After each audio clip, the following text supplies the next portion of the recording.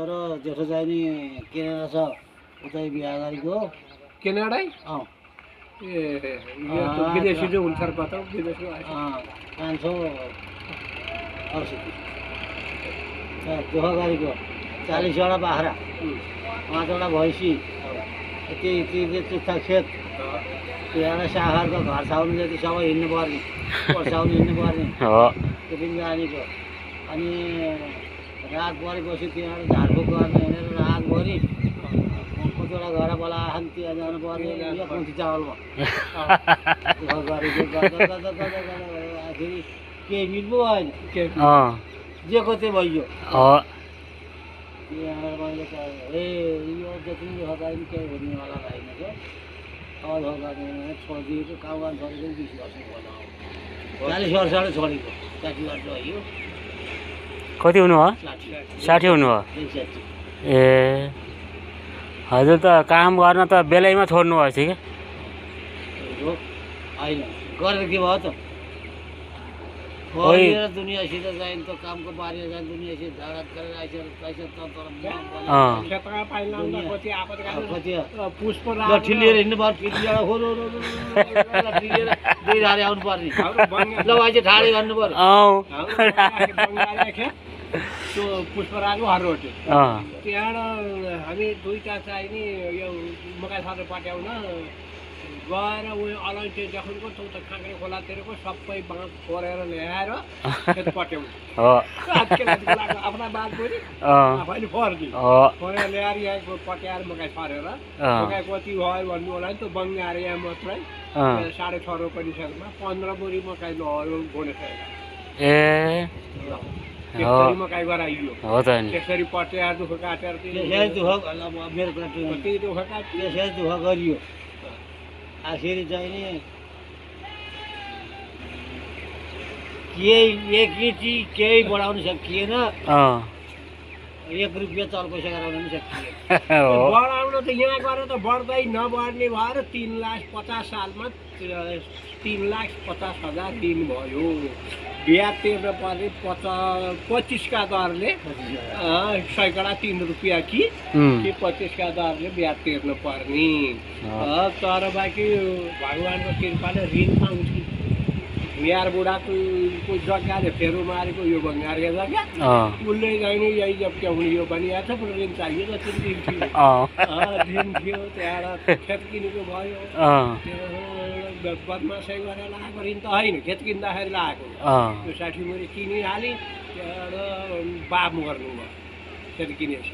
त्यहाँबाट उम्कँदा नि 50,000 लाग्यो फेरि भगवान् ती छविराडो गुरु तार हातका भएर आएर सप्ताह गर तँलाई म भएँ भन्नुभयो सबै त्यहाँबाट यसो देखेँ सपना के गर्ने भनेको गर ए सपना देख्नु आएको त्यस्तो ए त्यहाँबाट गर 50,000 ऋण पनि दिनुभयो ए त्यहाँबाट सप्ताह गरेर हिँडेको त्यो ऋण तिर्न त कस्तो भयो नि भगवान्ले कष्टमा पुर्याए यो पिताम्बरले लगाइदिएको मलाई पुष्पराज भाइ पिताम्बरले 5वटा बडा मन्दिर मान्छे हिँडै हुने त्यहाँ चढेको जति सबै तँलाई 500 रुपियाँ तनखा भन्यो त्योभन्दा बर्मल उठ के हुनु पर्यो 5 वर्ष आयो जति लुटे पनि जति त्यो ऋण तिर्दा त ए ब्याजैले 1 लाख त ब्याजै लाउने राम हो भगवान्ले त बाटो दिएको नि त एकदम गुरु महाराजका भएर आएर मन्त्र सुनेर सप्ताह गरेर हिँडेको एकदम राम्रो हो भाइले भन्यो भाइलाई भुलुवाले सिकाए मेरो 1 पैसा लाउने होइन तेरो औषधि गर त्यो मासुलो खानको खेतमा त 2.5 लाखमा खेत किनेको 3 लाख ऋण भयो त्यो बेचा त ऋणै तिरिँदैन अहिले साल जेसी हुन्छ भनेर हाम्रो भिमेलाई 60,000 तिर्नु थियो पैसा पुरै चाहियो भन्यो 40,000 दिँदाखेरि अहिले यो लिन्न भनेर फर्काइ त्यहाँ त ठुलो पिर पऱ्यो कि पैसा उसले नलिए मेरो बुढा त बोल्थेन उसले त खेतैको दाउ थियो आगो खेत दिन्थ्यो बुवा भन्ने दिने कुरो थियो कि ऋण तिरेर कमाउन सके त दिनै पर्यो ऋणभन्दा ठुलो त होइन त्यहाँबाट गएँ गएपछि त्यहाँबाट लुडियाछ ल्याछ 5वटा मन्दिरमा दान पात्र छैन बडा मन्दिर फेरि उल्टाका धेरै चढ्थ्यो र चढ 5 पैसा 10 पैसा 1 रुपियाँ त्यस्तै चढ्ने हो क्या तर मान्छे धेरै गएपछि आउँदैछ है हुने त्यही हेर्नुहोस् अब अलिकति अब मेरो कस्तो पुग्यो। कति दुःख काट्यो हरिएर कमाएर यहाँ सम्पत्ति कमाएको भएर महाजन भएर एका दुई रहा होलान् जेको थिए भेइएकै छन् हिजो साखरका राजा मौमीका राजा सेखमका राजा यी राजाको कस्तो थियो बटाङ खोला खेत हुनेको बटाङ खोला 5 वर्ष भयो बटाङ खोला खेत हुनलाई छोडिदिए खोजेर दिन्थे